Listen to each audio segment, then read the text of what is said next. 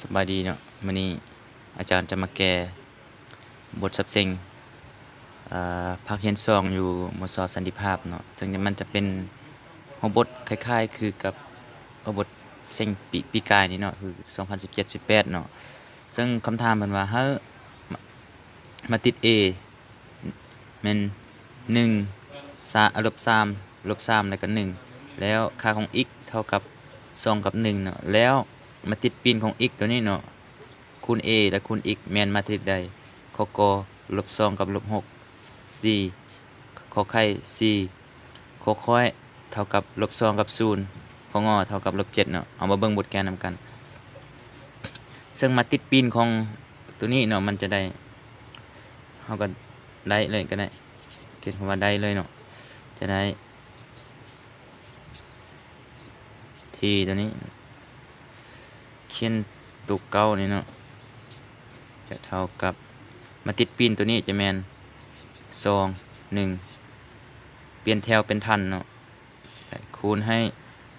a มาติด a ก็คือตัวนี้-3 1มาคูณให้ตัวเก่านี่เนาะ x นี่ตัวนี้เป็นอันนี้ก็ไล่ธรรมดาเนาะบัดนี้จะไล่ธรรมดาเท่ากับ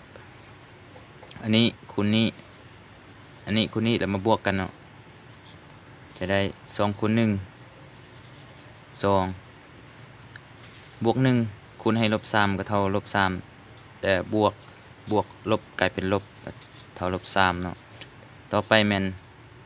แถวที่2เนาะ2 3 6ออก-6 1 เป็น1เป็นบวก1อันนี้เนาะตัวนี้เขียนคือเก่าก่อน2 1จะได้2 3ออก-1 6บวก1ออก-5คูณให้2กับ1จะได้อันนี้คูณนี่คูณนี่แล้วมาบวกกันเนาะ2 1 2ออก-2 5 1 5เป็น-5นี่เนาะเท่ากับ